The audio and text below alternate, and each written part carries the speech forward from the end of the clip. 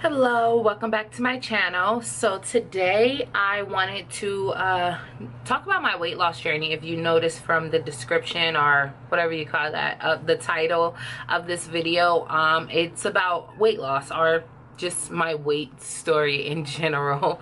So if you are interested in that, it's not a quick video, it is a long video. So if you are interested in that, stay tuned so you can hear some more.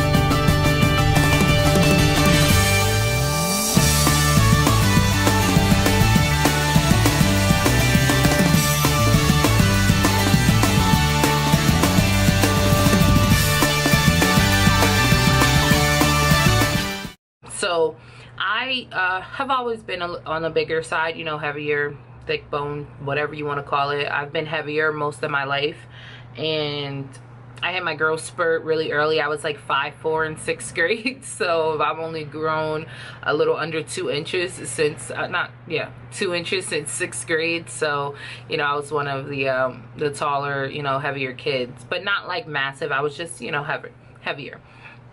And when I got to around high school is when, you know, you notice and you start caring about your parents and stuff like that. So I, you know, started working out and making better, you know, decisions. But it was kind of hard to focus on, you know, health and things like that when you are battling so many other things in life. And that got pushed to the back burner. And when I went a little bit after I went into foster care, I was placed in a shelter. And in the shelter, it was not a healthy situation, period. I think that's like the easiest way to put it. So the shelter shared a parking lot with the juvenile detention center, and they didn't have food at the shelter. You would go walk to the juvenile detention center, JDC, I guess that's what they call it. Yeah, you would walk to the JDC and you would eat there. We ate breakfast and dinner there. Lunch you could have, lunch you could have on site, and I think it was like something like a brown paper bag kind of lunch. Or if you had your own, there was cubbies they had in the office. If you had a cubby, you can eat, you know, some lunch out of there.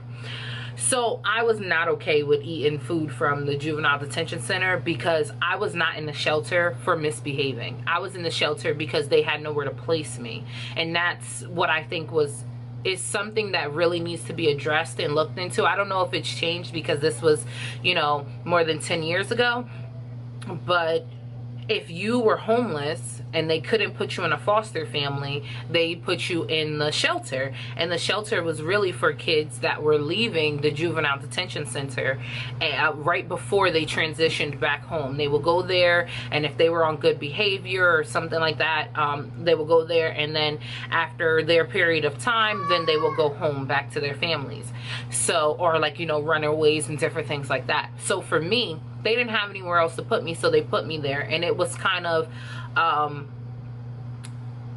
crippling because, you know, I had just had a job and was going to start working, and I went there and I couldn't work. I couldn't get the commute. You have to go to school every day in the summertime, and I'm like, I'm not bad. I wasn't misbehaving. Why am I, you know, why do I have to do the same thing? And it's because, listen, you want to live here and you don't have anywhere else to go, so you're going to do what we tell you to do, pretty much. So that's what it was. And I refused to eat at the jail. I was like, I'm not doing it. I don't care. And I'll starve before I eat at the jail.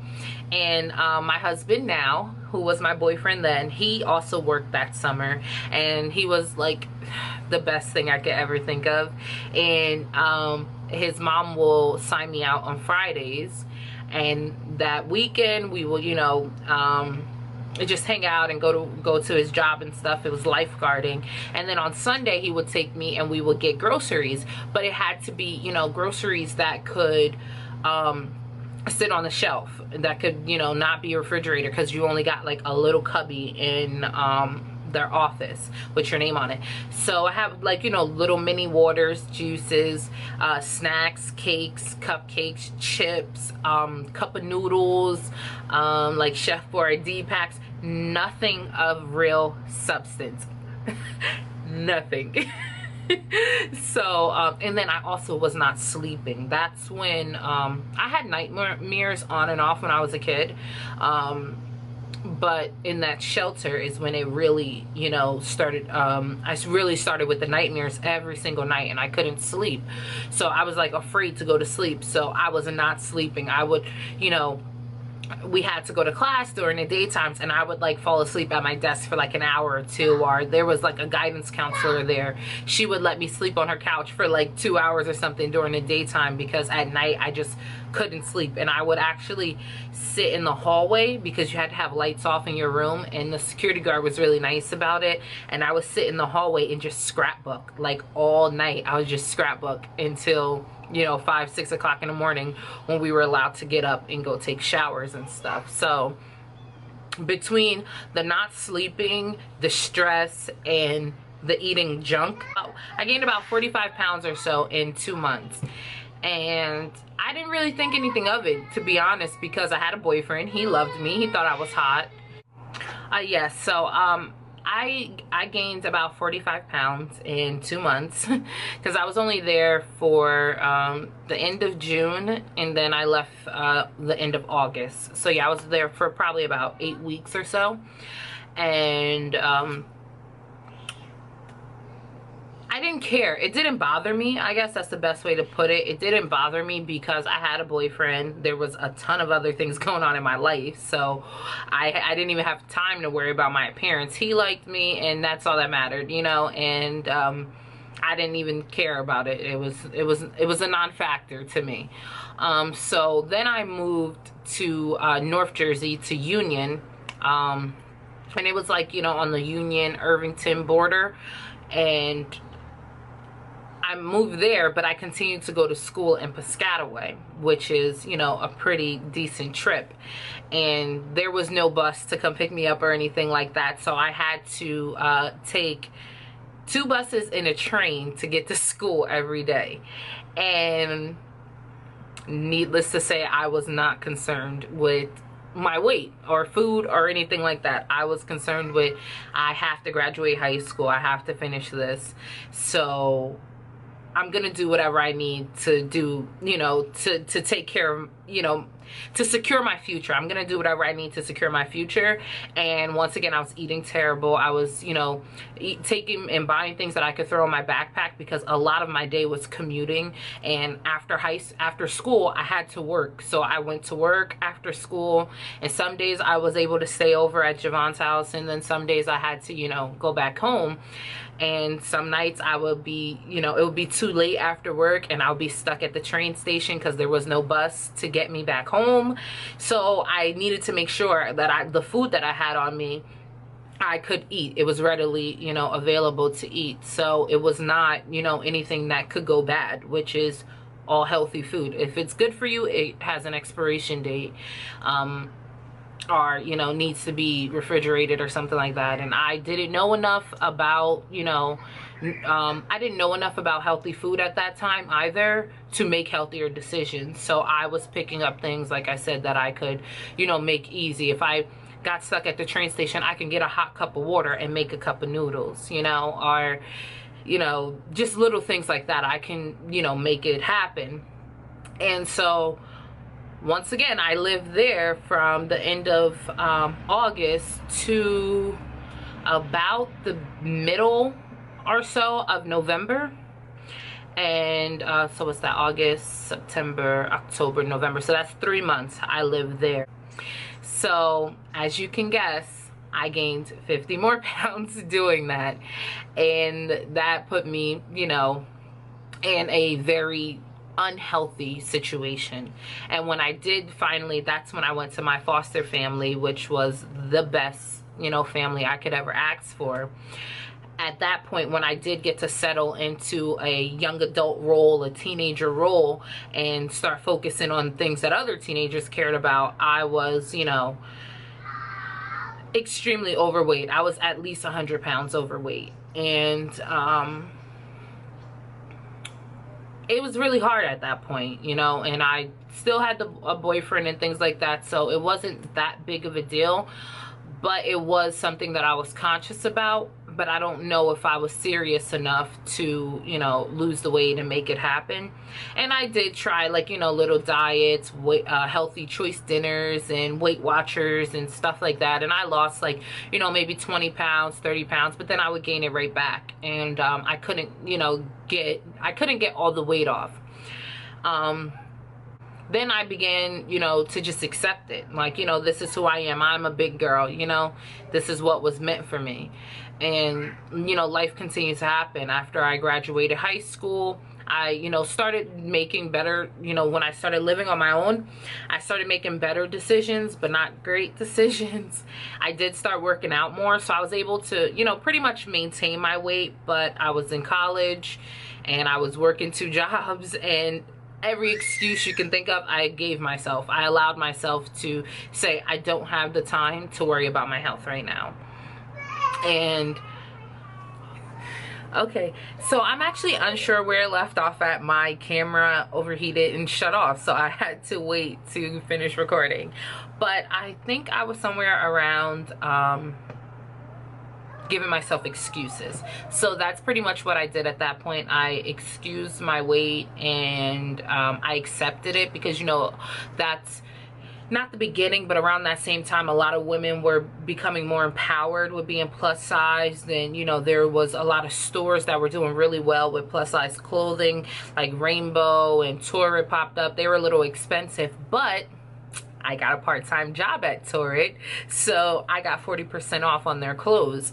So I was very comfortable with who I was at that time, and I embraced the weight, and I embraced my appearance, and I didn't mind. I was young, and and to me, I was hot. So hey, why do I need to stress myself out with, you know, going to the gym and eating food that I don't like and different things like that? So I was okay. But then I got pregnant with my daughter, and when I got pregnant with my daughter, I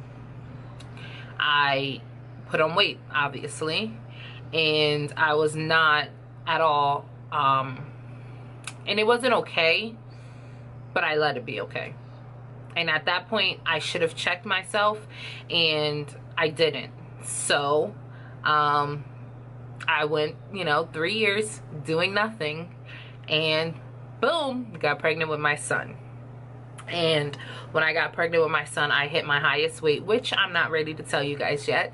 But yeah, I hit my highest weight in my lowest point as well. And after the birth of my son, I was very unhappy with the way I looked, and very disappointed that I allowed myself to even get to that point, to be so unhappy with myself.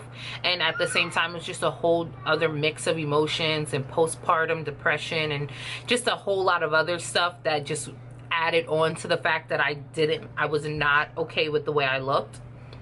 And so that's when I said, okay, I'm gonna, you know, not immediately not immediately, but that's when I said, okay, it's time to take back control of my life. And I started looking into getting weight loss surgery, and I started going through the process of having the gastric sleeve done, and I went through the process 4 times, and I could never pull the trigger. I got down to, you know, right at that point to where you're scheduling your appointment, and I couldn't pull the trigger. I couldn't do it. And so more recently, I went through my last process, and it actually it was in this year in January. I was supposed to have the surgery done February 7th, and I said no, I can't do it, because for me, which I don't know if it was the same for other people, for me, it was the easy way out. And I know it is not an easy process. I know it is very hard, and if you don't do the right things, you will still gain weight, and you know, will ruin your life pretty much, because you would have gone through this surgery, and it's not the easy way out. And But for me, it was me not wanting to eat right, not wanting to face what was really going on. And I was really broken emotionally, and I was broken inside, and I had to fix that part of me before I could, you know, go anywhere and have someone else try to work on me. Getting in shape and loving my appearance was not going to make me love myself. And so I think that's where I learned my biggest lessons in life, where, you know, people, a lot of the times, I actually wrote it down because I, you know, wanted to make sure I gave out this information accurately. You know, there's two types of fat. There's old fat and then there's new fat. For me, I've always been old fat. I've had, you know, I've been bigger most of my life. I've always, you know, had to be aware of my weight and my appearance. I've been shopping at plus size stores since I've been buying my own clothes. I know the fat girl problem. I know, you know, old fat problems. And new fat is, you know, usually people who were skinny at some point in their life, or, you know, were smaller at some point in their life, and then they blew up. Those are new fat, you know, and that's not me. And so a lot of the times in the plus size community, I find that, you know, they tell you, oh, you should love yourself. You need to love your body, love your body. And I feel like for me, and this video may be very, you know, this part of the video may be taken differently, but for me, I don't love this body. This is not the body that I want, nor that, you know, that I need. Every time I go to the doctors, it's flying colors, and it's not a health thing for me, because I know that I'm not unhealthy right now, but it's a matter of how long am I gonna be this healthy? How long can I put this much stress on my body before I start to destroy it? And also, when I look in the mirror, it is not what I want to see. And I think it's not as much as love your body as it should be love yourself. So I was for so long trying to love my body and love the image that I saw in the mirror, and that wasn't important at all, because all the time that I focused on doing that, I couldn't come to terms with it, because I don't love this body. If I saw someone else on this body, it would be perfectly fine for them. I'm sure it would be perfectly fine for them, but it's not perfectly fine for me. And so I spent so much time trying to love my body and not love myself. And loving yourself, it's far deeper than looking in the mirror. It's far deeper than the image of yourself. It is internally loving and caring about yourself. And since I've been loving and caring about myself, I am smaller than I have ever been. In the last 3-4 years, I don't even know how long, because at some point I just stopped caring and stopped worrying about my weight. But right now I am smaller than ever, and I love myself, and that in return allowed me to look in the mirror and love what I saw. Because now when I look at myself, I see a different person. I don't see that same person as before. And even though my body is the same, and my body is molding and changing in many different ways, I actually love the person I'm making eye contact with in the mirror. And when you love someone, you look past flaws. You look past things that you wouldn't have prior to that. So my weight loss journey has led me to, you know, loving me, and not necessarily focus on loving my body. And so right now I am on a journey. I have not come to terms. I am not comfortable yet sharing my weight and different things like that. I think one day I will be, but just not right now. But, yeah, I'm really focused on loving myself, I guess. I guess that's the best way to put it. On treating myself the same way and with the same level of passion that I treat everyone else with. And yeah, we'll see where it's taking me. So far, like I said, I cannot remember a time that I have been more happy and more secure in who I am as a woman, who I am as a wife and a mother and a friend, just who I am as an overall human being. I cannot remember a time that I was more secure than I am right now. And that came from finding out who I am, embracing who I am, and then loving the living heck out of who I was gonna say a bad word, but I don't know who's watching this, but loving the living crap out of myself. So if you take anything from this video, please take the last couple of minutes, which is the most important part. Is yes, I did gain a lot of weight. I am overweight, morbidly overweight, as you know, the doctors would say. I do need to, you know, get in better shape, but I love myself now more than ever. And I hope that you could love yourself too. Thank you.